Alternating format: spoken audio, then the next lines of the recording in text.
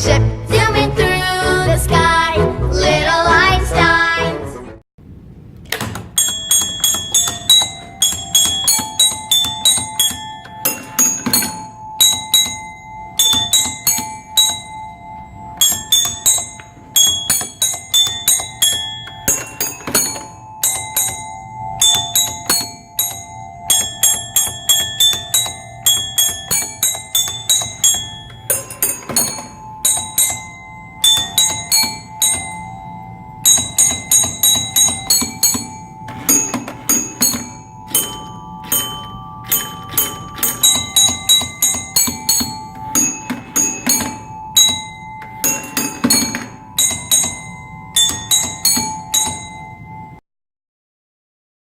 The solenoid support arm has been disconnected for better viewing.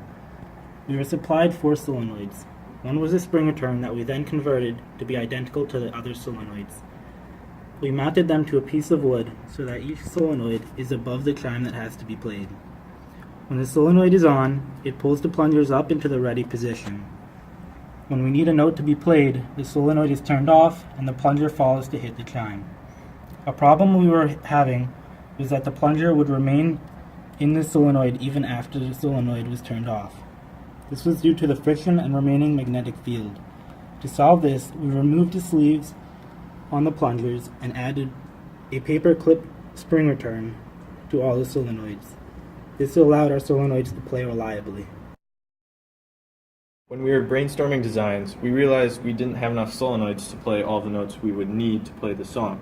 Once we realized this, we decided that we would need to use motors in their gearbox configurations that produce the most RPMs.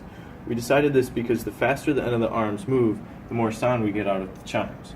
We added nails on the end of the motor arms to improve sound quality as well. We also added a tether for one of the strings that holds the chime to improve stability by decreasing the swinging of the chimes.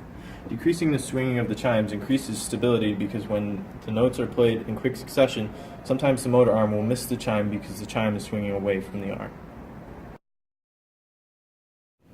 So for our code, we decided to use functions in terms of our loop in order to be able to play the song. Each one uses a sequential, each section uses a sequential setup so that it plays each note in turn. If you come over here, we can look at the way each of these functions is set up. We have chorus and both verses. In order to play a note, all you have to do is define which note you're playing. We have 7 notes, A through G. Then you have to define whether it's playing on a motor or a solenoid, and then define what the restoration is after that. So the way I set that up is with these variables here. We have the general note variable that you saw over there, and then you have A through G.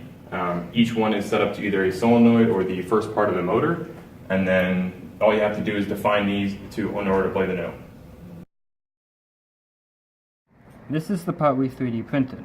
When designing our machine, we used motors to strike pipes with this popsicle stick contraption. But we didn't have a way to hold the popsicle stick on securely. So I designed this simple holder. The gearbox axle goes through this hole on an interference fit so no hot glue is needed to hold it on. Then the popsicle stick is hot glued in here, like so. Using hot glue, we melted the plastic around the stick, providing additional support. After the glue dries, the popsicle stick is securely attached. We're going on a trip in our favorite rocket ship.